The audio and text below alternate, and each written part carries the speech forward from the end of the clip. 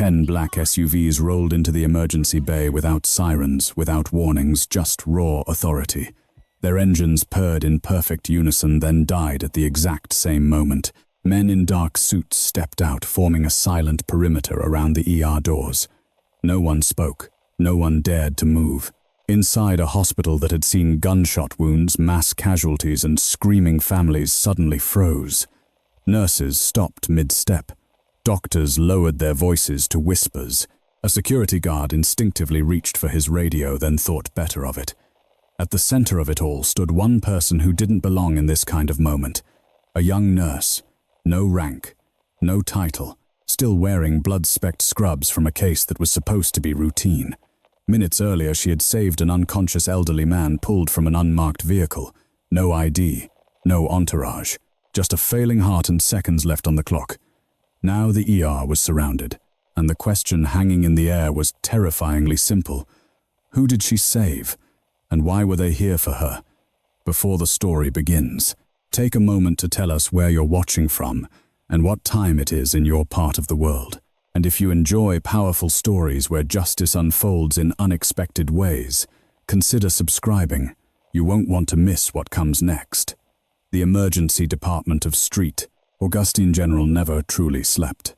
It only shifted shapes, loud chaos, giving way to a low, anxious hum sometime after midnight. Fluorescent lights buzzed overhead, casting a pale sheen on linoleum floors, scuffed by decades of gurneys and rushing feet. Monitors beeped in uneven rhythms, a mechanical chorus that nurses learned to hear even in their dreams. Emily Carter stood at the medication station checking labels with the kind of focus that came from habit, not confidence. At 26, she was still new enough that her badge felt heavier than it should have. RN, Emily Carter. The letters were official. The respect, less so. She had been on the night shift for 6 months. Long enough to know where supplies were hidden when carts ran dry. Long enough to recognize which alarms mattered and which could wait a few seconds more. But not long enough to stop certain doctors from calling her rookie under their breath. Across the nurses' station, Dr. Matthew Collins leaned against a counter, coffee in hand, laughing softly at something one of the residents had said. Collins was efficient, sharp-tongued, and widely known for one thing: he did not like being questioned, especially not by nurses. Emily kept her eyes down. She had learned that lesson early. Her shift had started like most others. A car accident on Highway 17, a diabetic collapse, an intoxicated man yelling about conspiracies until security escorted him out. Nothing remarkable. Nothing that hinted the night would fracture into something unforgettable. She checked the clock. 1:47 a.m. The automatic doors at the ambulance bay slid open with a hydraulic hiss. Incoming, a paramedic shouted, voice clipped and urgent. Male approximately 70 found unconscious in a parking garage. Severe hypotension, irregular pulse. No ID. The gurney burst through the doors, wheels rattling. The man on it looked smaller than Emily expected. Grey hair neatly cut. Clean clothes. No blood. No obvious trauma. Just a face drained of color and lips tinged faintly blue. Emily moved automatically. Gloves on. Oxygen mask adjusted. She called out vitals as the paramedics rattled them off. Blood pressure's tanking, one said. Heart rate unstable. He coded for maybe 10 seconds en route. Dr. Collins appeared at the bedside, all humor gone. Room 3. Now. They transferred the patient with practiced speed. Emily followed heart, steady despite the urgency. She had learned early that panic helped no one. Inside room 3, the monitors were connected. The screen flickered to life, tracing a jagged, uneven rhythm. Collins frowned. "This doesn't make sense," he muttered. No trauma, no obvious cause. Emily leaned closer, her eyes narrowing, not in fear but concentration. Something about the man's chest caught her attention. As she adjusted the gown, she noticed a faint scar just below the collarbone. Clean, surgical, old. Not unusual, she told herself. Plenty of older patients had scars, but then she saw another lower, near the rib cage. Smaller, almost deliberately hidden. Her stomach tightened. Emily had grown up around veterans. Her father hadn't talked much about his service, but her childhood had been shaped by bases, by commissaries, by the quiet rituals of people who carried discipline into every corner of their lives. She had learned without ever meaning to the difference between civilian scars and military ones. These weren't from accidents. BP's dropping again, the resident said. Start dopamine, Collins ordered. Prep for possible intubation. Emily nodded, moving quickly. As she reached for the IV line, her fingers brushed the man's wrist. She paused just for a fraction of a second. There was a small tattoo there, almost faded. A symbol she hadn't seen in years but recognized instantly. Her breath caught. She said nothing. Instead, she finished her task, hands steady despite the sudden noise in her head. Her mind raced, not with fear but with questions. Who are you, she wondered, and why are you here alone, Emily Collins snapped. Focus. I am, she replied quietly. He shot her a look but turned back to the monitor. The man's heart rhythm wavered, then dipped dangerously low. The alarm sounded. V-fib, the resident shouted. Charge to 200, Collins said. Clear. Emily stepped back, eyes fixed on the patient's face. For a split second she thought she saw his eyelids flutter. The shock hit. The man's body jerked. Silence followed thick and unforgiving until the monitor beeped again. Weak, but present. A collective exhale moved through the room. Okay, Collins said, straightening. Stabilize and get labs.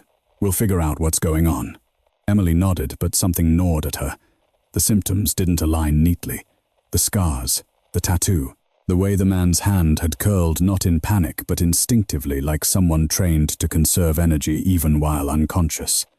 As they worked, the man's lips moved. It was so faint Emily almost missed it. She leaned closer, pretending to adjust the oxygen mask. The word he whispered barely made a sound, but she heard it. It wasn't a name. It was a rank. Her pulse spiked. Emily straightened slowly, her expression carefully neutral. Around her, the team continued their work, unaware that the night had just crossed an invisible line. Doctor, Collins turned to the resident. Once he's stable, we'll transfer him upstairs. No need to overthink this. Emily swallowed. Overthinking had nothing to do with it, because whatever was happening inside that frail, failing body wasn't just a medical emergency. It was something else entirely. And for the first time since she'd started working at Street, Augustine General Emily Carter felt the unmistakable weight of a decision, forming one that might put her at odds with everyone else in the room. She glanced back at the patient, at the scars, at the faded tattoo. Outside the ER, somewhere beyond the walls of the hospital, a phone began to ring. The monitors settled into a fragile rhythm, each beep a small promise that could still be broken. Emily stayed close to the bedside as the room exhaled from the shock, her hands moving with deliberate calm. She adjusted the IV drip, checked the oxygen saturation, and noted the subtle tremor in the patient's fingers that hadn't been there moments before. Doctor. Collins dictated orders while the resident typed, their voices clipped and efficient. CBC, CMP, cardiac enzymes. Portable chest X-ray. Let's get him upstairs as soon as he's stable. Emily nodded and turned to fetch supplies. As she did, she caught her reflection in the glass of the medication cabinet. Eyes, sharp, jaw set. The whisper she'd heard replayed in her mind over and over. A rank, not a name, not a plea. When she returned, the patient's breathing had changed. It wasn't labored, but it was controlled, measured in a way that felt deliberate. Emily leaned in again, lowering her voice. Sir, can you hear me? His eyelids fluttered, then stilled. For a second, she thought she'd imagined it. Then his fingers curled tight, then relaxed. A response. Emily checked the monitor. Heart rate steady, but low. Blood pressure hovering just above dangerous. She adjusted the cuff, confirming the reading. The numbers were real. Dr. Collins, she said, keeping her tone neutral. He's responding to stimuli. Collins glanced over, irritation flickering. That's good news, Emily. Let's not wake him up unnecessarily. She bit back a reply. It wasn't about waking him. It was about listening. The resident finished drawing blood and stepped aside. Labs will be back in 10. Emily noticed something else, then something small but unmistakable. The patient's pulse under her fingers wasn't erratic anymore. It had settled into a cadence that suggested control rather than chaos. She had felt it before on veterans who'd learned to regulate their bodies under pressure. Her father used to say the body remembered discipline even when the mind couldn't. Emily glanced at the chart. No allergies listed, no medical history, no emergency contact, just a blank space that felt too clean. "Do we have a name?" she asked. "No ID," Collins replied. "Could be a homeless gentleman, could be a traveler. Happens all the time." Emily nodded, but the words didn't land. The man's clothes were clean, pressed. His shoes still on were scuffed but polished. The kind of details people overlooked when they decided a story too quickly. As the portable X-ray machine rolled in, the patient stirred again. This time his lips moved more clearly. Emily leaned closer, blocking the resident's view with her shoulder. "Sir," she whispered, "you're in the ER. You're safe." His eyes opened a fraction. Grey, alert in a way that didn't match his condition. He swallowed, then spoke the sound barely more than breath. "Don't call." The rest of the sentence dissolved into a cough. His grip tightened on the sheet. Emily's heart pounded. "Call who?" His eyes closed again, but not before she saw it. An urgency sharpened by command, not fear. The X-ray tech cleared his throat. "Ready when you are." Emily stepped back, her mind racing. "Don't call." Was it paranoia, confusion, or instruction? She watched as the image was taken as Collins reviewed it with a frown. No pulmonary edema. Heart size borderline enlarged. This is odd. Could it be a medication interaction the resident offered? Without a history, Collins shook his head. "We'll keep him monitored." Emily felt the moment slipping away. If she stayed silent, the machine would keep rolling, the protocols would grind forward, and whatever this man was trying to prevent would happen without her understanding why. She cleared her throat. "Doctor, may I suggest we keep him here a bit longer?" Before transfer, Collins turned, eyebrows lifting. "On what basis?" She chose her words carefully. His vitals stabilized faster than expected after the shock, and his scars suggest prior cardiac intervention, possibly military-grade care. There could be complications we're not seeing. The resident glanced between them, unsure. Collins sighed. "Emily, speculation isn't evidence. We treat what we see." She met his gaze steady. "What we see doesn't explain him." For a beat, the room was quiet except for the monitor. Collins studied her, weighing annoyance against responsibility. Finally, he nodded once. "Fine. We'll observe for another 30 minutes. Then upstairs." Relief washed through her, but it was thin. 30 minutes wasn't much time. As they worked, a nurse from triage poked her head in. "Security wants to know if this patient needs special clearance." Emily's pulse jumped. Collins waved her off. "Tell them no." The nurse hesitated. "They said someone called asking about an older male brought in from the downtown garage. Wouldn't give a name." Emily's stomach tightened. "Who called?" Collins asked. "Front desk," said the voice was. "Careful," the nurse replied, like they were choosing every word. Collins frowned. "Tell security to handle it." Emily busied herself with the IV again, her mind spinning. "Don't call." Had it already happened? The patient's hand twitched. His eyes opened again, this time more fully. He looked at Emily, not past her, not through her. At her. "You," he whispered. "You know." She swallowed. "I know you're very sick." A corner of his mouth lifted just barely. "I know. Who listens?" Before she could respond, his eyes flicked to the door. Footsteps echoed in the hallway, measured unhurried, heavier than hospital staff. Emily straightened instinctively, positioning herself between the bed and the entrance. The door handle turned. Outside, beyond the ER walls, engines idled low and steady as if waiting for a signal.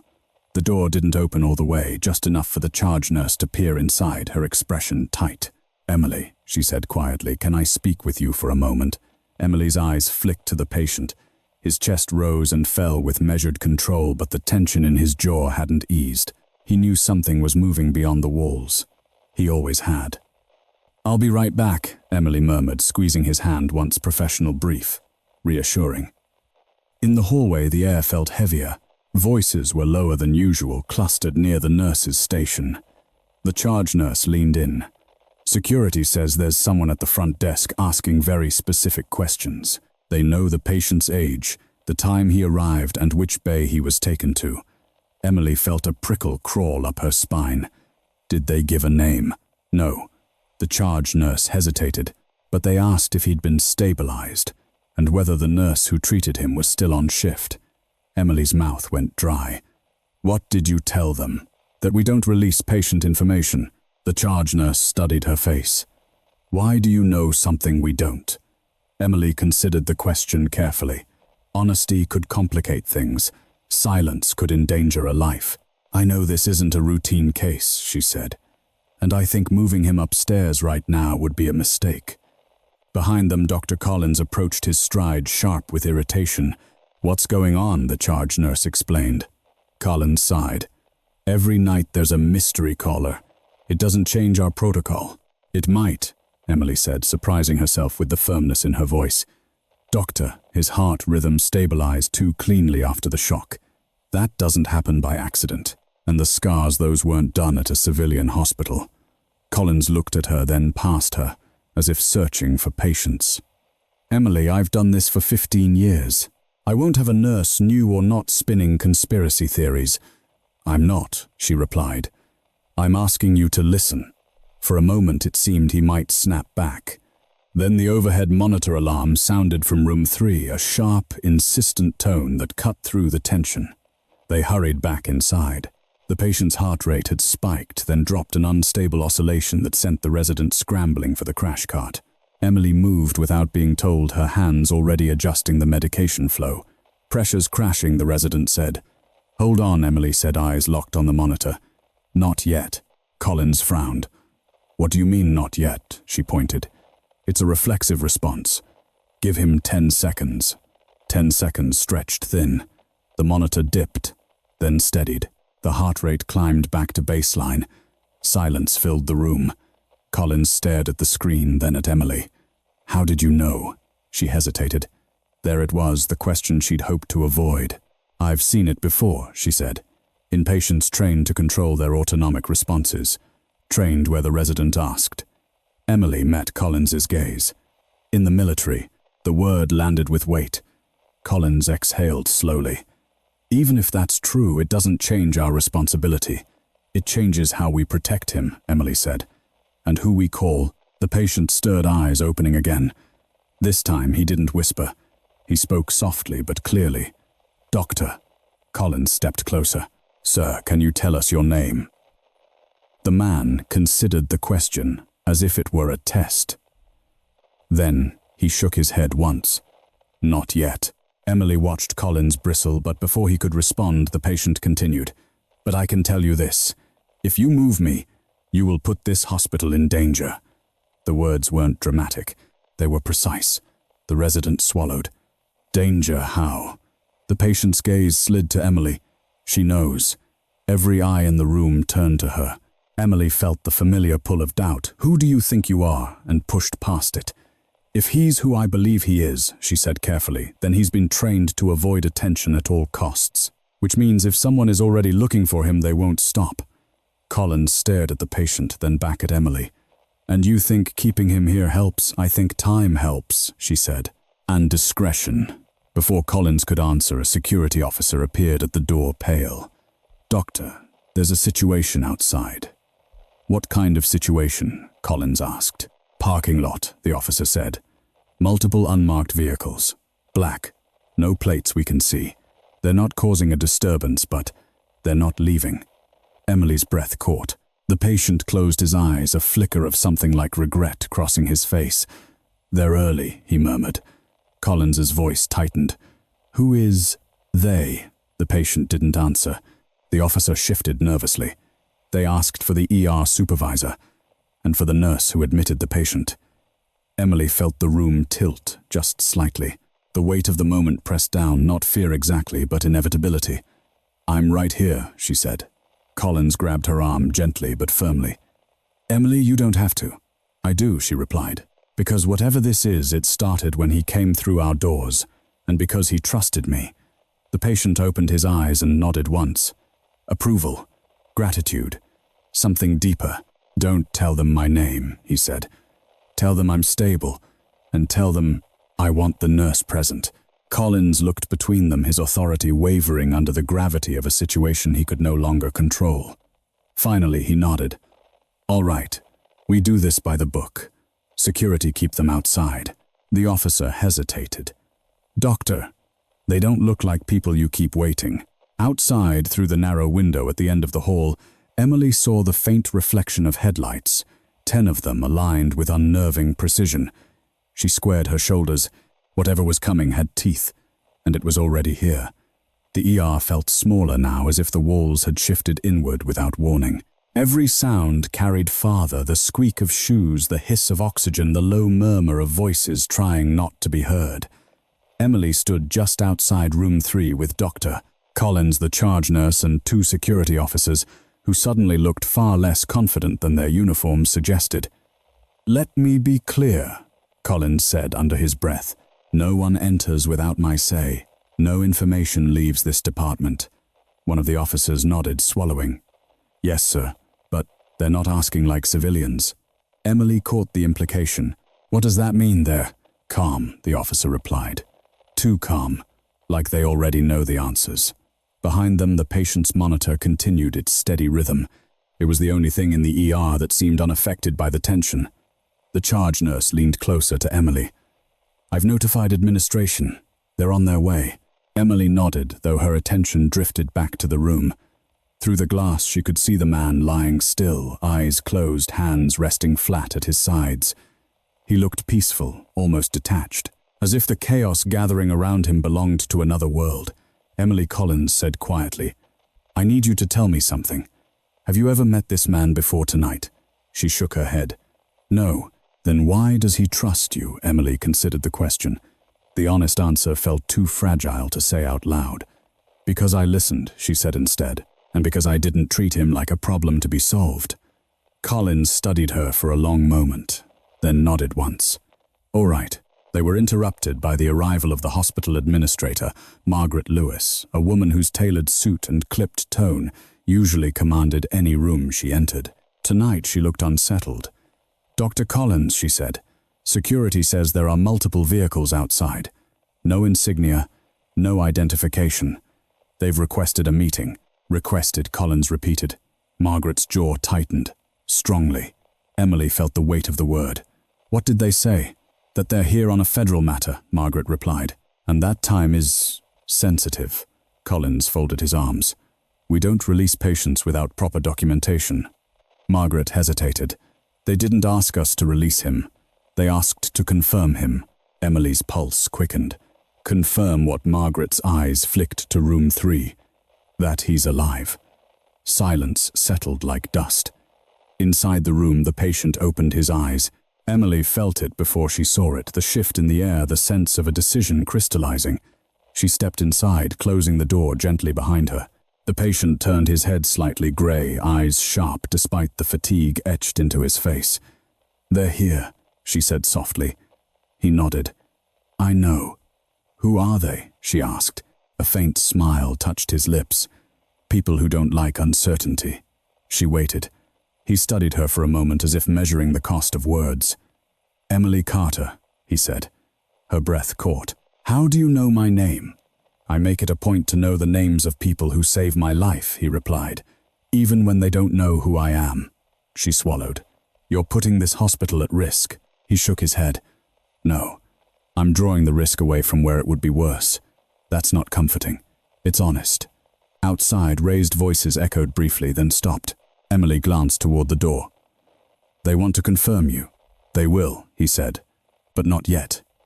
He shifted slightly, wincing as pain flared across his face. Emily adjusted his position instinctively. "You shouldn't be talking. Talking is what kept me alive long enough to reach you," he said. "Now I need you to do something harder." She met his gaze. "What? Trust me," he said, "and don't let them see me until I say so." Emily felt the pull of protocol, of hierarchy, of everything she'd been taught about staying in her lane. Then she thought of the moment his heart had faltered and how he'd come back because she'd listened instead of rushing. "I'll do what I can," she said. Outside the room, Margaret's voice rose. "We can't stall indefinitely," Collins replied, his tone sharp. "We can until I'm satisfied my patient is stable." A knock sounded soft, deliberate on the ER doors. Emily felt her chest tighten. The patient closed his eyes, breathing slow and controlled. "Emily," he said quietly, "if they ask who made the call, tell them it wasn't you." She frowned. "What call?" He didn't answer. The door opened. 3 men entered, not in suits, but in plain, dark jackets, their posture unmistakably military despite the absence of insignia. They moved with synchronized, restrained eyes, scanning the ER with practiced efficiency. The lead man stopped a few feet from Collins. "Doctor, administrator." Margaret straightened. "You need to identify yourselves." The man inclined his head. "In due time. For now, we're here regarding a patient admitted approximately 40 minutes ago." Collins held his ground. "You'll need a warrant." The man's gaze shifted briefly to Emily, then back. "We don't." A chill ran through her. "Is he alive?" the man asked. Collins hesitated. Emily felt the seconds stretch, each one a thread pulled taut. "Yes," Collins said finally. "He is." The man exhaled almost imperceptibly. "Good." And his name Margaret pressed. The man paused. "If he hasn't given it to you, that's intentional." Emily felt a flicker of something like anger. "You're causing panic," she said before she could stop herself. "People are scared." The man looked at her fully then. His expression softened not with kindness but recognition. "You're the nurse." "Yes." "You stabilized him." "Yes." "Then you understand why we're here." "I understand that you don't care what this looks like," she replied. "But I care about my patient." The man nodded slowly. "So do we." Behind them, the ER doors slid open again. Outside, the line of black SUVs stood motionless, engines off lights, dark, 10 silent sentinels, waiting for a single word. And somewhere deep within the hospital, a secure line began to ring, one that hadn't been used in years. The secure line rang again, sharp and insistent, cutting through the brittle stillness of the ER. Margaret Lewis glanced toward the administration corridor as if the sound itself carried authority. Dr. Collins didn't move. His eyes stayed on the 3 men in dark jackets, measuring them with a clinician's instinct for threat assessment. "I'm responsible for this patient," Collins said evenly. "Until he's cleared medically, no one sees him without my approval." The lead man studied Collins for a moment, then nodded just enough to acknowledge the boundary. "Understood." "We're not here to take him." "Not yet." Emily felt the weight in those words settle in her chest. The man turned to her. "Nurse Carter." She stiffened. "Yes, you were first contact," he continued. "You noticed things others didn't." "I noticed a patient in danger," she replied. "Exactly," he said. "And you kept him alive." Collins interjected. "If you're going to keep speaking in riddles, you can leave." The man's mouth curved slightly, not quite a smile. "Dr. Riddles are what keep people alive when the truth would get them killed." Margaret's phone vibrated. She glanced down, then up, her expression tightening.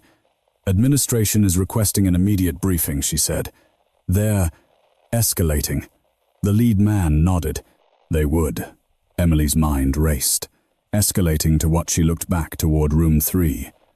Through the glass, the patient lay, still, eyes closed, as if conserving strength. She had the sudden, irrational urge to shield him from everything beyond that door. Emily Collins said quietly, "I need you to stay with him." Relief flickered through her. Of course. She slipped back into the room, closing the door gently. The noise outside dulled, replaced by the steady cadence of the monitor. She checked the IV, adjusted the oxygen flow, and lowered her voice. "They're asking questions." The patient opened his eyes. "They always do." "You could tell them who you are," she said. "End this." He shook his head, slow and deliberate. "Names don't end things. They start them." She studied his face, lines etched deep by years that hadn't been gentle. "You're not afraid." "I'm careful," he replied. "There's a difference." He paused, then added, "You should be afraid, though. Not of them. Of what happens when people decide you're invisible." Emily felt the words land with unexpected force. "I've been invisible most of my life." His gaze sharpened. "Then, you know why I trusted you." Outside the room, voices rose again, controlled but edged. Emily caught fragments through the door federal clearance chain of command. She felt like she was standing at the center of a widening circle, the air growing thinner with each step outward. A knock came at the door, 2 soft taps. Emily turned. It was the lead man. "Nurse Carter," he said through the glass. "May I?" She hesitated, then opened the door just enough. "He needs rest." "So do people who carry the weight he does," the man replied. "But rest is a luxury." He glanced at the patient. "Sir." The patient didn't open his eyes. "You're early. By 14 minutes, the man said. Which means something shifted. The patient's jaw tightened. It always does. Emily looked between them. "You're talking like this is routine." The man met her gaze. "For some lives, chaos is routine." He lowered his voice. "We received a signal. Old frequency. Encrypted. It triggered protocols that haven't been touched in decades." Emily's pulse quickened. "From here?" The man nodded once. "From this hospital." Emily's mind flashed back. "Don't tell them my name. Tell them I'm stable.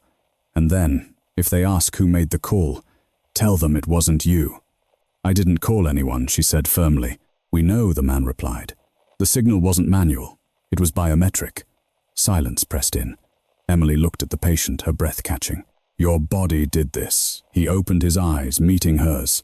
"I told you discipline remains." She shook her head. "That's not possible." "It is," the man said, "if you're trained for it." Collins's voice cut in from the hallway. "What exactly are you saying?" The man turned. "I'm saying your patient's physiology triggered a contingency designed for one purpose, to confirm survival." Margaret stepped closer, color draining from her face. "Confirm survival of who?" The man hesitated, then spoke with careful precision. "An individual whose death was anticipated." Emily felt the room tilt. "Anticipated by whom?" "By enemies who would benefit from certainty," the man replied, "and by allies who prepared for the alternative." The patient exhaled slowly. "I never liked contingency plans. And yet you wrote half of them," the man said. Emily stared at the patient. "You planned for this." "For a world where things go wrong," he replied, "which is most worlds." A tense silence followed. Then Collins straightened. "Enough. If you're not taking him, then you're interfering with patient care." The man nodded. "Understood. We'll wait." "Wait where?" Margaret asked. "Here," he said. "And outside." Emily glanced through the window again. The SUVs were still there, 10 dark shapes against the sodium lights, engines' quiet presence overwhelming. The patient shifted, wincing. Emily moved closer, instinct overriding everything else. "You're pushing yourself."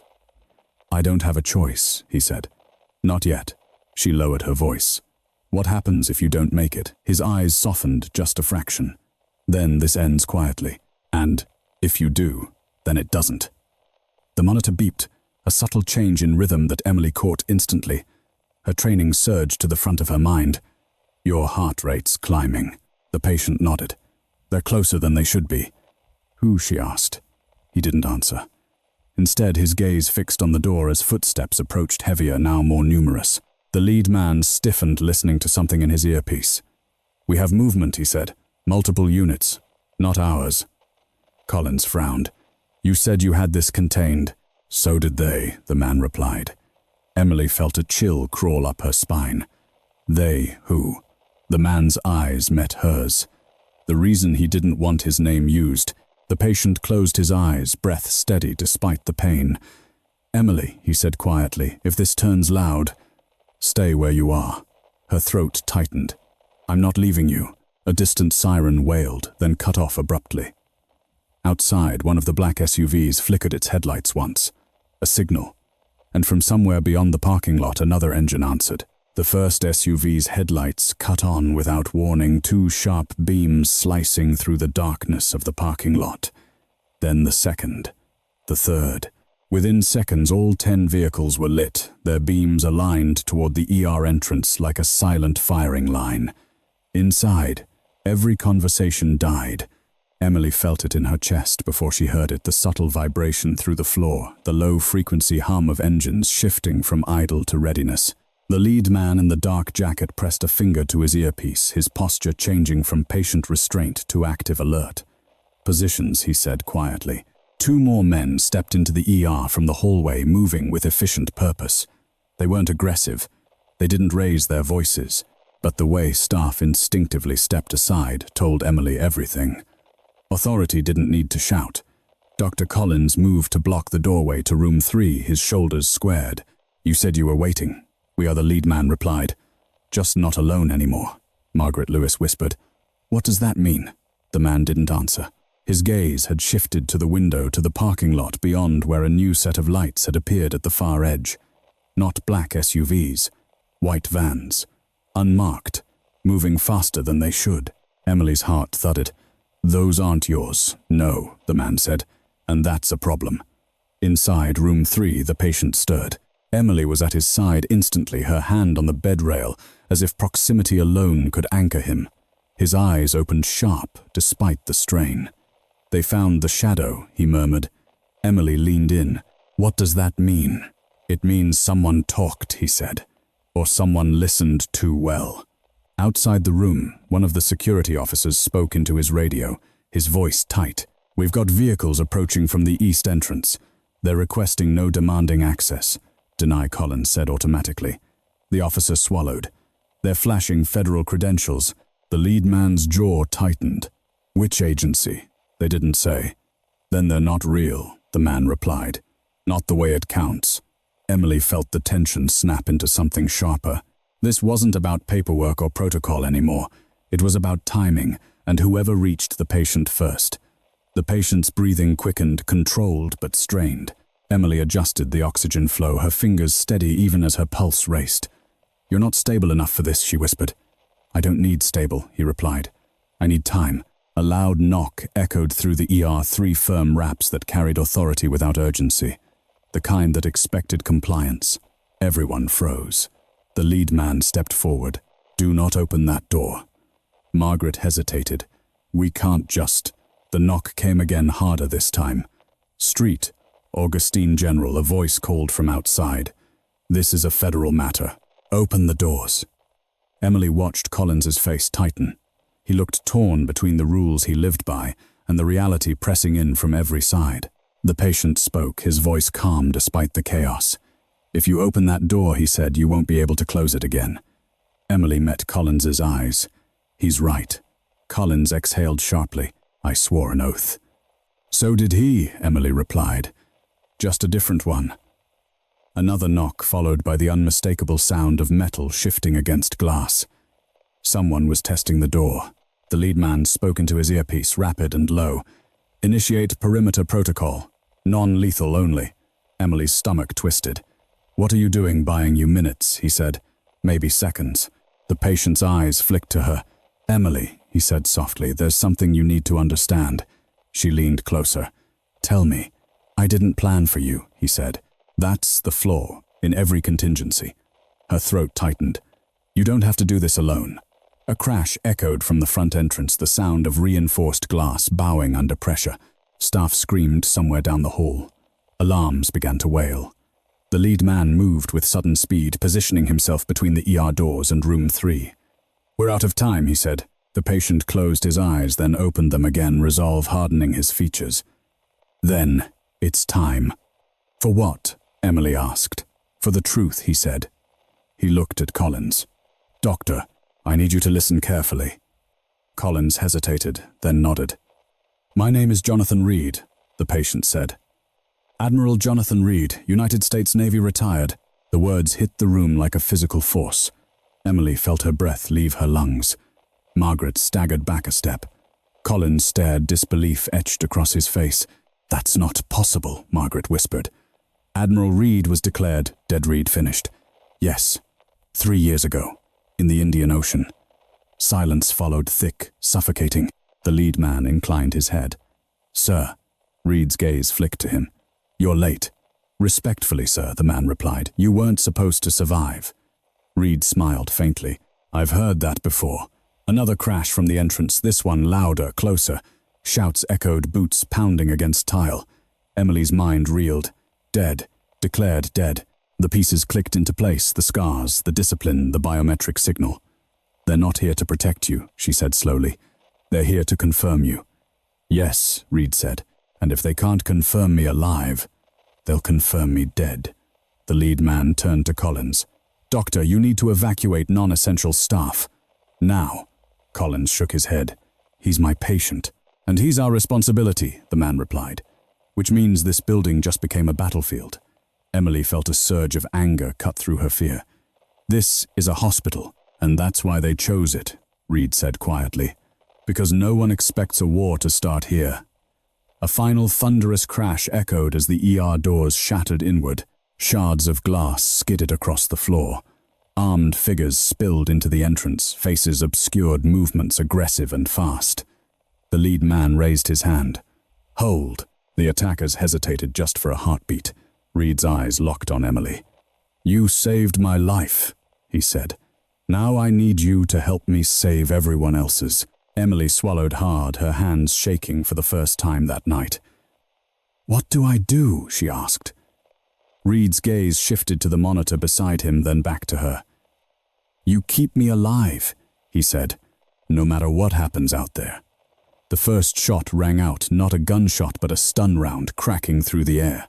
Chaos erupted. Staff screamed. The lead man's team moved as one intercepting the intruders. Emily threw herself closer to the bed, shielding Reed with her body as alarms blared and footsteps thundered around them. Outside, 10 black SUVs surged forward in unison, engines roaring to life. And in the heart of the ER, a quiet nurse stood between a living legend and the storm that had come to finish him. The ER dissolved into controlled chaos. Strobe-like flashes from security lights reflected off shattered glass, turning the corridor into a flickering tunnel of movement and shadow. Orders were shouted short, sharp, unmistakably trained. The intruders moved fast, but without cohesion, their urgency betraying a lack of shared command. The men in dark jackets moved faster, their coordination seamless, intercepting bodies before they reached room 3. Emily pressed herself against the bed, one hand braced on the rail, the other hovering over the IV pump. Admiral Reed lay still, eyes open, tracking everything without turning his head. His breathing remained measured even as the world fractured around him. Pressure's dropping, Emily said, forcing her voice to stay level. Adjust, Reed replied. Half step, not more. She did, trusting him without questioning why a patient knew dosing adjustments better than most residents. The monitor steadied barely. A stun round cracked against the far wall, blue arcs dancing briefly before fading. Someone screamed. Another voice shouted for help near triage. Emily didn't look away from the bed.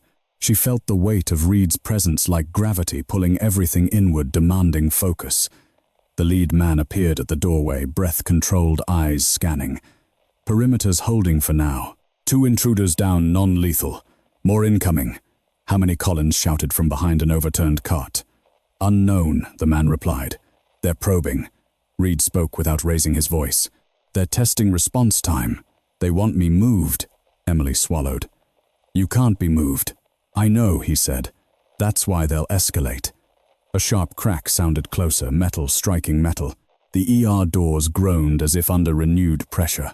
Margaret Lewis crouched near the nurse's station, her hands shaking as she tried to calm a crying intern.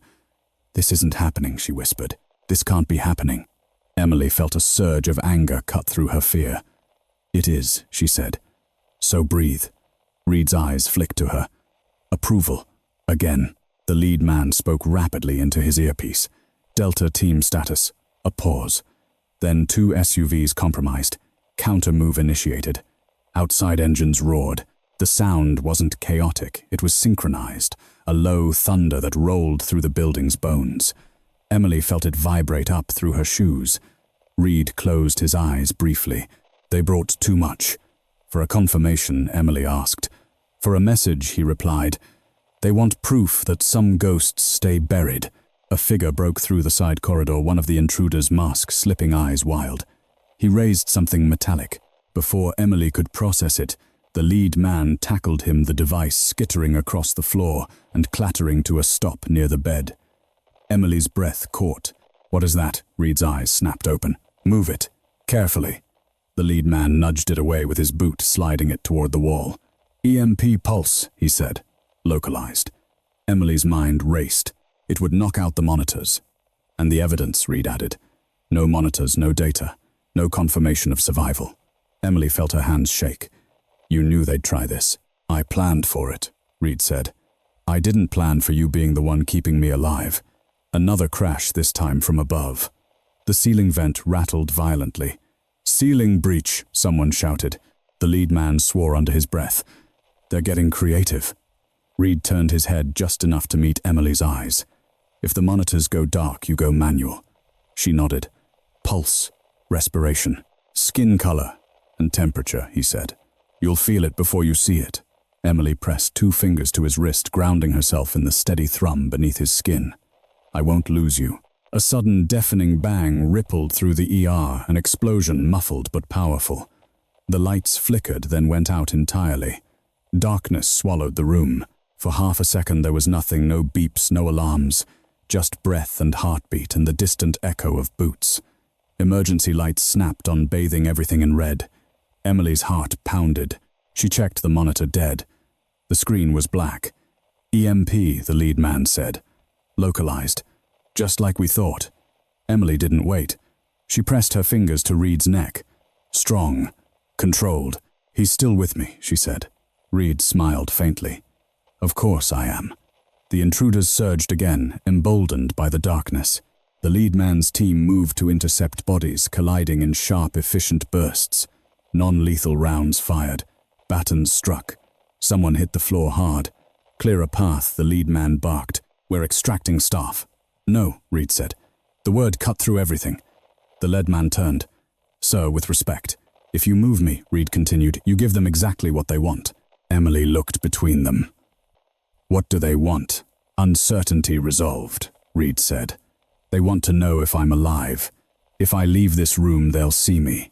And if they see you, Emily said slowly, they'll finish it. Reed nodded. Yes. The lead man exhaled, frustration flashing across his face. We can't hold indefinitely. You don't have to, Reed replied. You just have to make them choose. A sudden crackle filled the air as a portable speaker skidded into the ER from the broken entrance. It activated with a burst of static. A voice came through, calm amplified. Admiral Reed, this doesn't need to continue. Emily felt her blood run cold. Reed's jaw tightened. They found a voice. Confirm your status, the voice continued. Walk out. No one else gets hurt. The ER went still. Emily leaned close to Reed. Don't answer. He didn't. Instead, he closed his eyes, his breathing slowing further. The voice persisted. We know you're there. We felt the signal. We saw the response. You survived the ocean. You won't survive this. Emily felt a flare of defiance. He doesn't owe you anything, she whispered. Reed opened his eyes and looked at the ceiling. They're wrong, he said softly. I already survived this. The lead man keyed his earpiece. Patch me through. The voice paused. Who is this? Someone who doesn't bluff, the lead man replied. You're in a hospital. You deploy anything lethal, you cross a line that can't be uncrossed. A beat, then a chuckle. Lines move. Reed spoke, his voice suddenly stronger. Not tonight. Emily felt it, the shift. Something had changed. Outside, the roar of engines intensified. Tires screeched. Metal slammed. Through the red-lit windows, shadows moved fast, decisive. The voice on the speaker faltered. What did you do? Reed met Emily's gaze. I reminded old friends where loyalty lives. A thunderous impact shook the building as something heavy collided with one of the intruders' vans. Shouts erupted. The voice on the speaker cut off in a burst of static. The lead man smiled grimly. Backup just arrived. Emily tightened her grip on the bed rail, adrenaline surging. Reed closed his eyes, a trace of relief crossing his face. People who don't ask for confirmation. The red lights pulsed. Footsteps retreated. The pressure eased just slightly. Emily leaned over Reed, her voice shaking but steady. Stay with me. He opened his eyes. I will.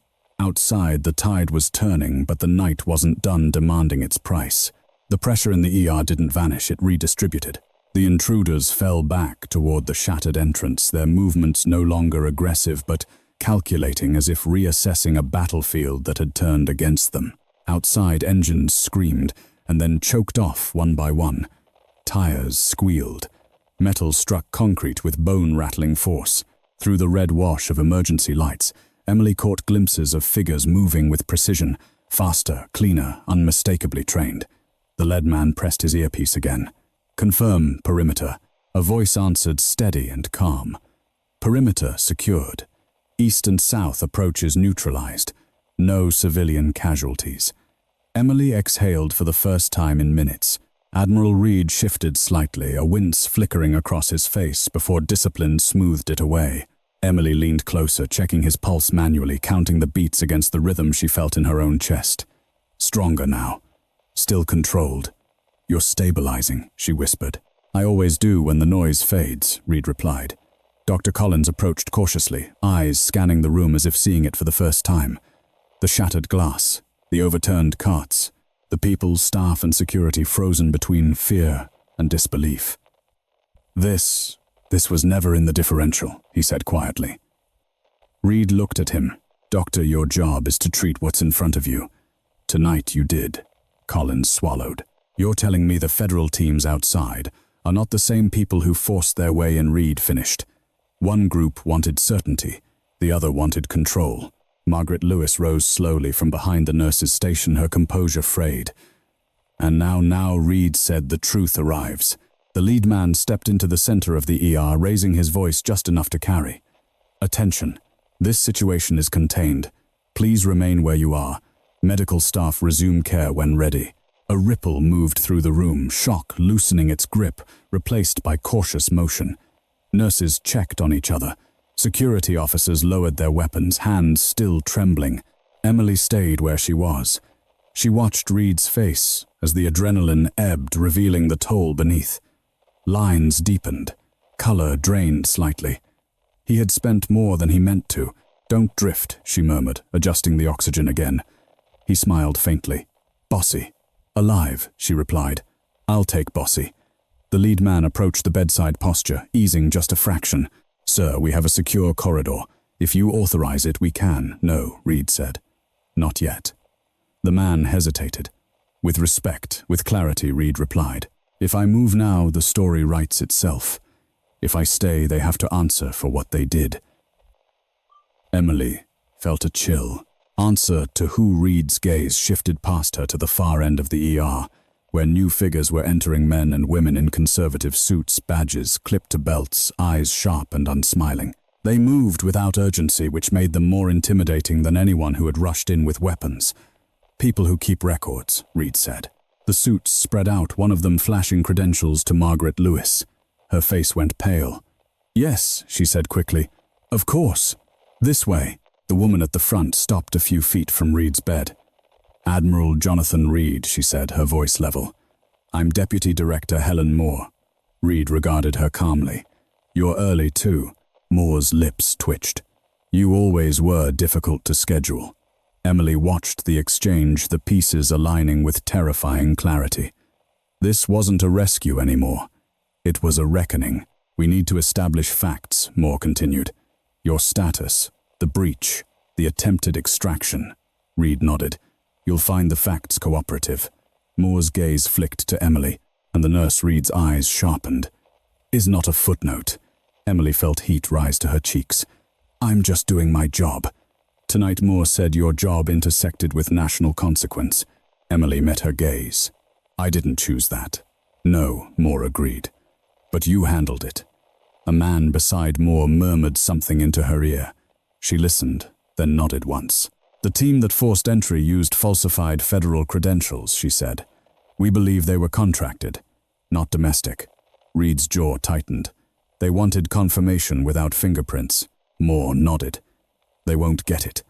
Emily felt a sudden heaviness in her limbs as the adrenaline drained. She braced herself on the bed rail, steadying her breath. Reed noticed immediately. "Sit," he said. "I'm fine," she replied. "That wasn't a suggestion," he said gently. She sat on the stool, pulse still racing. "You planned all of this?" Reed shook his head. "I planned for possibilities. Not for a nurse who would stand between me and a firing line." Moore studied Emily again. "Why did you?" Emily searched for an answer that didn't sound rehearsed. "Because he was my patient. Because everyone else saw risk, and I saw a person." Reed smiled. "That's the difference." Moore's phone buzzed. She glanced at it, then addressed Reed. "We're initiating a formal inquiry. You'll be protected. So will this hospital." "And the people who came for me?" Reed asked. Moore's eyes hardened. "They made a choice tonight." The lead man stepped closer. "Sir, we can secure a protected wing upstairs." Reed considered it, then nodded once. "Fine." Slowly. Emily rose immediately. "I'll prep him." Moore raised a hand. "Only essential personnel." Reed looked at Emily. She's essential. Moore hesitated, then nodded. Agreed. As Emily prepared the transfer manual checks, careful movements, she felt the eyes of the room on her. Not skepticism now. Something closer to awe, mixed with discomfort. The quiet nurse had become the axis of the night. The gurney rolled forward, flanked by security. As they moved down the corridor, Emily caught sight of the parking lot through the broken entrance. The 10 black SUVs were still there, but now they formed a barrier, not a threat. Beyond them, the unmarked vans were gone. Reed's voice was low as they turned the corner. You changed the math tonight. Emily shook her head. I followed my training. You honored it, he corrected. They reached the protected wing doors, sealed lights steady the hum of machines returning. The chaos felt suddenly distant, like a storm receding beyond the horizon. As Emily reconnected the monitors, new ones this time, the screen flickered to life. Numbers stabilized. A quiet victory. Moore stood at the doorway. Nurse Carter, she said, there will be questions. Emily nodded. I'll answer them. There may be pressure, Moore added. Reed's eyes met Emily's. Pressure reveals structure. Moore allowed herself a thin smile. You sound like him. Emily managed a tired smile back. I learned from the best patient I've ever had. Moore turned to leave, then paused. One more thing. The team that tried to confirm your status, someone tipped them off. From inside, Emily felt a cold knot form in her stomach. Inside the hospital, Moore nodded. We don't know who. Yet. Reed closed his eyes briefly. The shadow isn't gone. Emily tightened her grip on the bed rail. Then neither am I. Reed opened his eyes and smiled, soft, proud. Good. The door sealed with a quiet hiss, locking them into a calm that felt provisional at best. Somewhere in the hospital, a phone began to ring again. The protected wing felt like a different hospital, thicker walls, softer lights, and a silence engineered rather than accidental. The doors sealed with a muted click that echoed longer than it should have. Emily finished reconnecting the final monitor, her movements precise, practiced, almost ritualistic. Numbers stabilized across the screen, green lines steady where chaos had lived an hour earlier. Admiral Reed lay back against the raised bed, eyes half closed, breathing even. The strain still showed at the corners of his mouth, but the danger had eased. For now, Doctor. Collins stood near the foot of the bed, hands tucked into the pockets of his coat as if unsure where they belonged. He watched Emily work with a new kind of attention, one stripped of impatience. You caught the rhythm before anyone else, he said quietly. Back there. Emily didn't look up. I listened. Collins nodded. I should have. The words landed heavier than an apology. Deputy Director Moore entered without ceremony, flanked by 2 agents who remained near the door. She carried a tablet, its screen dark. We're beginning the internal review, she said. Timeline, access points, communications. Do it thoroughly, Reed replied without opening his eyes. And do it clean. Moore inclined her head. We intend to. Her gaze shifted to Emily. Nurse Carter will need your statement. But not yet. Emily met her eyes. I'm not going anywhere. I know, Moore said. That's precisely why I'm asking you to wait. The agents at the door exchanged a glance. One murmured into an earpiece. Emily felt the old tension stir, the sense that danger didn't always announce itself loudly. Sometimes it arrived with checklists and calm voices. Moore turned to Collins. Doctor, we need to talk about access logs. Collins straightened. Of course. They stepped aside, voices low. Emily caught fragments, badge swipes, time stamps, restricted corridors. She filed it away. Details mattered. They always did. Reed opened his eyes and looked at her. You're thinking again. I never stopped, Emily said. Good, he replied. Thinking is a habit worth keeping. She checked his vitals manually again, grounding herself in the steady pulse. They said someone inside tipped them off. Reed's gaze sharpened. Yes. Do you know who I know how, he said. Not yet who. Emily frowned. How does that help? It narrows the field, he replied, which makes people uncomfortable. As if summoned by the thought, the door hissed open again. A man Emily recognized from earlier security supervisor Alan Pierce stepped inside. He looked composed, but his eyes darted too quickly to the corners of the room. Everything all right, Pierce asked, his tone practiced. Moore turned. Supervisor Pierce, we'll need you. Pierce smiled thinly. Of course. Reed watched him, expression unreadable. Emily felt a flicker of unease. She remembered Pierce from the ER, how quickly he'd deferred, how readily he'd offered access when pressed. At the time, it had seemed like nerves. Now it felt like something else. Moore gestured toward the corridor. Let's talk. As they moved away, Pierce glanced back just once, his eyes catching Emily's. The look wasn't fear. It was calculation. Emily's stomach tightened. The door sealed again. Minutes passed. The monitors hummed. Reed's breathing remained steady. Emily found herself counting the seconds between beeps, the way she did when she needed to keep her hands from shaking. Emily, Reed said softly. Yes, tell me what you saw. She hesitated. In the ER. Before, he said. During.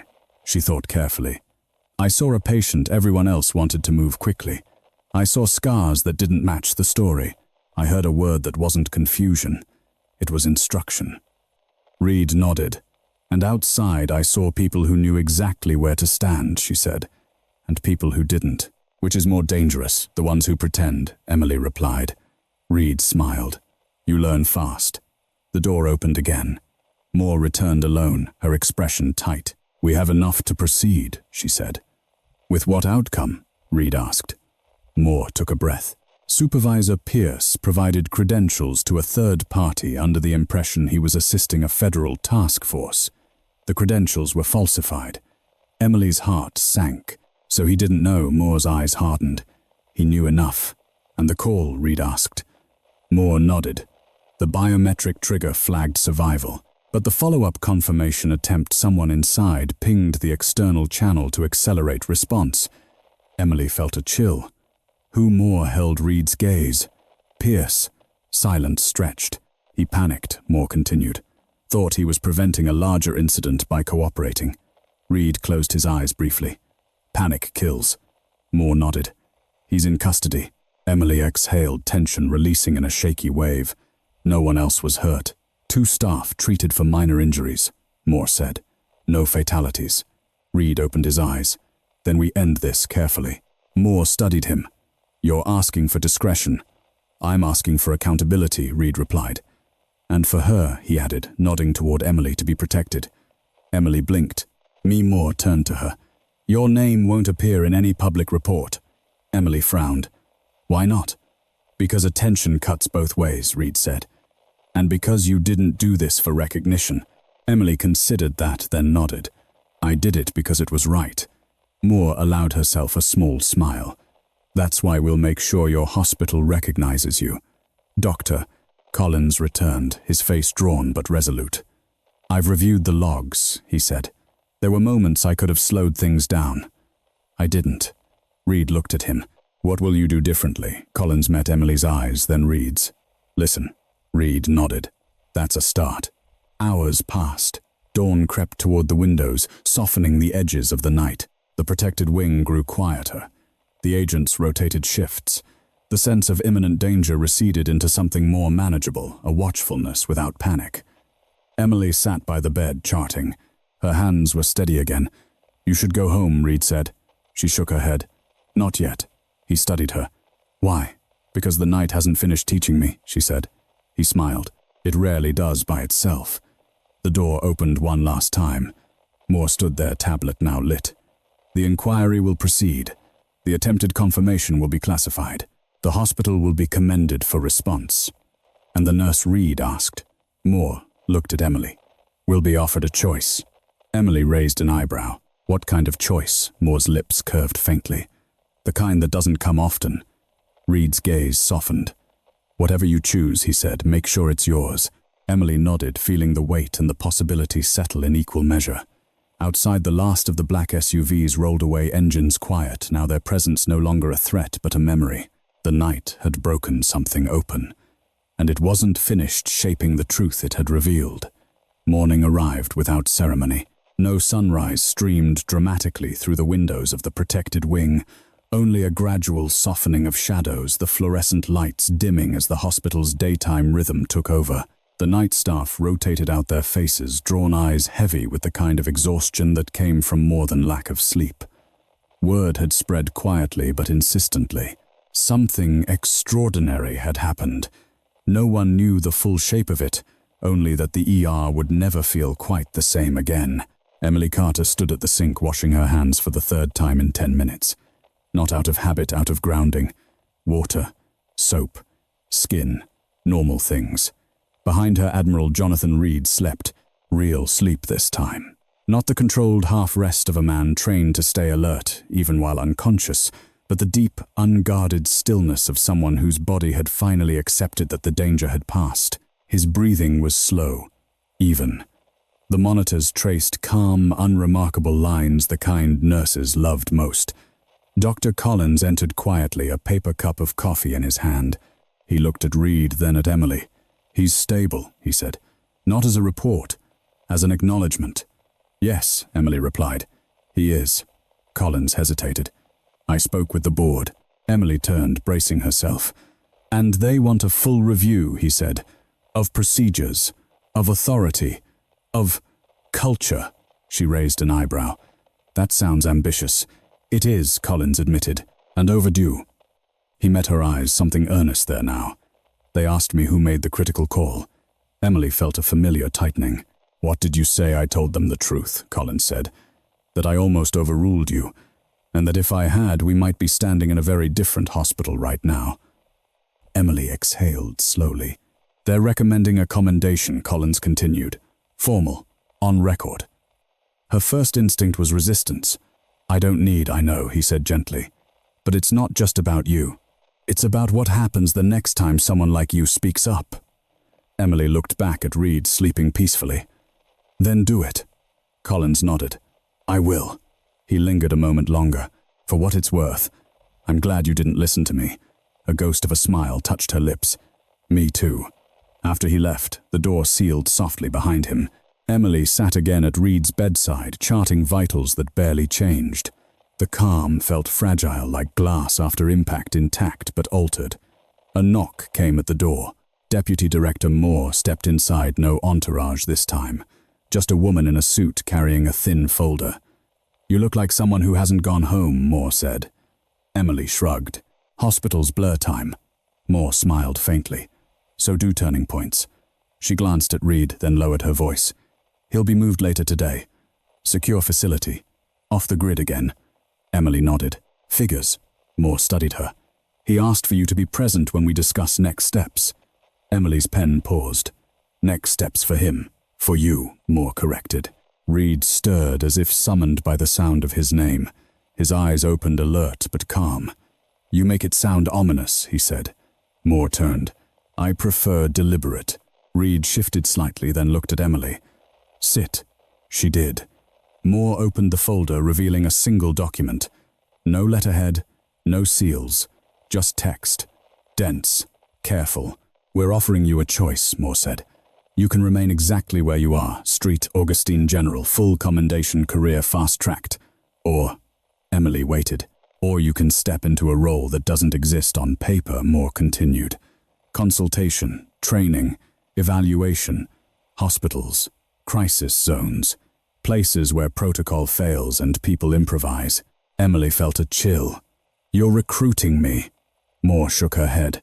"I'm inviting you." Emily looked at Reed. "You knew about this." He nodded. "I suggested it."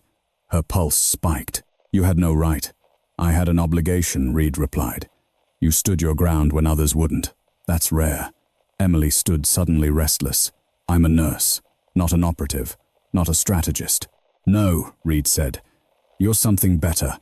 You're a stabilizing force." Moore added, "You wouldn't carry a weapon. You wouldn't give orders. You'd ask the questions no one else thinks to ask." Emily ran a hand through her hair. "And what's the cost?" Moore didn't hesitate. "Anonymity, predictability, safety sometimes." Emily's thoughts raced of quiet nights, of routine shifts, of knowing where she belonged.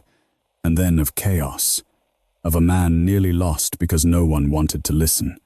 Reed watched her closely. "Whatever you choose," he said, "you don't owe me anything." Emily met his gaze. "You're wrong," Moore interjected softly. "This isn't a decision we need today." Emily shook her head. "Yes, it is." She took a breath. I won't disappear into something that turns people into assets, she said. But I won't pretend last night didn't change me. Moore's expression remained neutral. Meaning I'll stay here, Emily said. For now, I'll help you build better bridges, training protocols, listening structures. If you want me later, you'll ask again. Reed smiled. Not triumphant, proud. Moore closed the folder. That's an acceptable answer. She turned to leave, then paused. For what it's worth, you passed a test you didn't know you were taking. Emily replied evenly. I wasn't trying to. That's why it mattered, Moore said and left. Silence returned. Reed exhaled. You chose yourself. Emily sat again. I chose my patients. He nodded. Same thing in the end. Hours later, as orderlies prepared for Reed's transfer, Emily stood back watching the room return to normal. No red lights, no armed figures, just machines and people doing their jobs. Before they moved him, Reed reached for her hand. You'll be fine, he said. The world has a way of testing people like you. She squeezed back. So do hospitals. He smiled. As the doors closed behind the gurney, Emily felt something settle, not loss, not relief. Purpose. Outside the protected wing, the hospital buzzed with life again. New patients, new crises.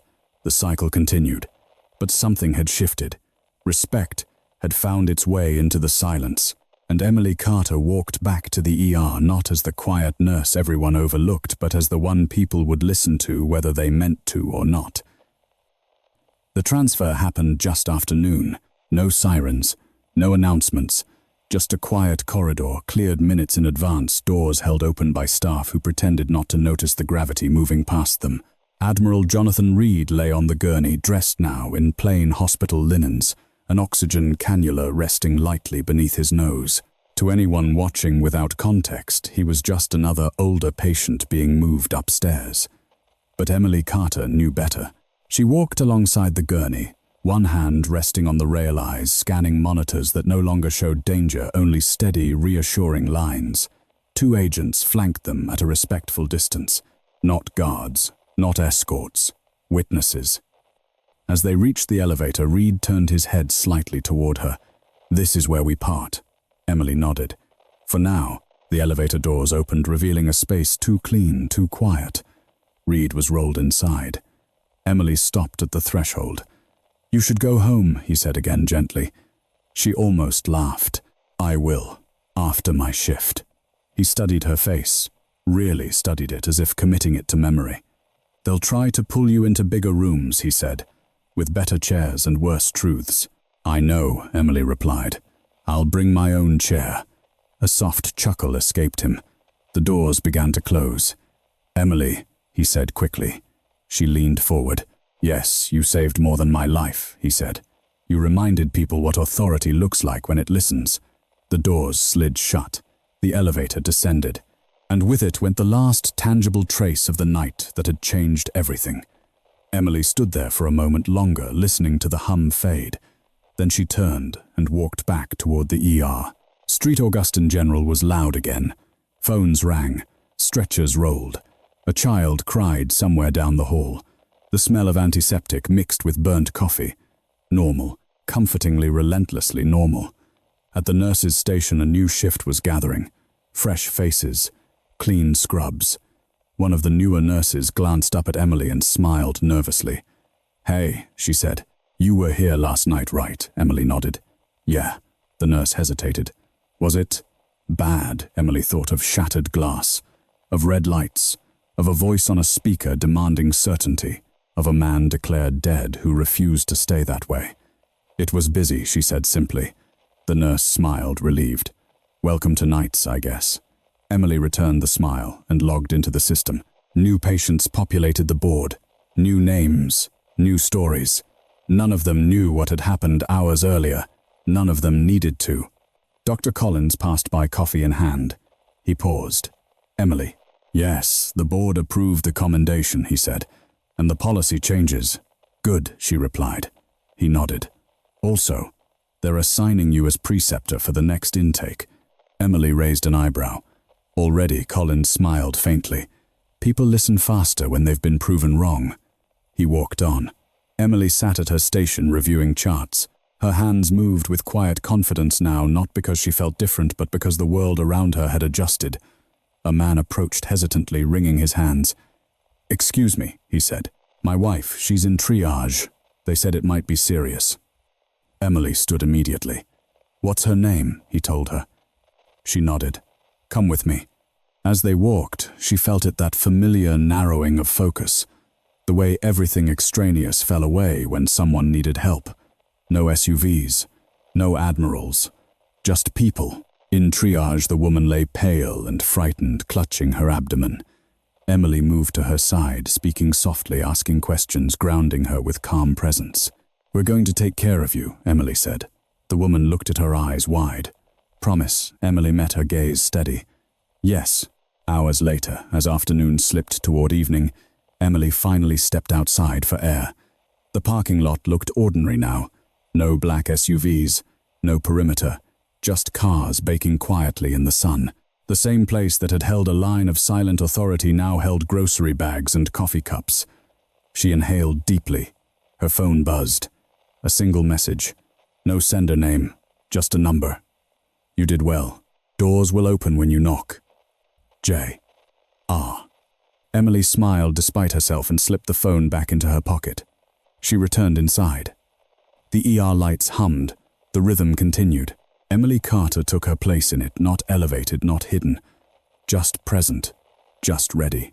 And somewhere far from the hospital, a man once declared dead, prepared to face the consequences of being alive because a quiet nurse had refused to look away. Some of the most important moments in life don't come with applause, uniforms, or titles. They arrive, quietly disguised as routine, hidden inside ordinary days, and entrusted to people who are often overlooked. This story reminds us that real courage isn't loud. It doesn't announce itself or demand recognition. It shows up in the decision to pay attention when it would be easier to follow the crowd. Emily didn't save a life because she had power. She saved a life because she listened when others dismissed, because she trusted her training when doubt pressed in, and because she chose responsibility over comfort.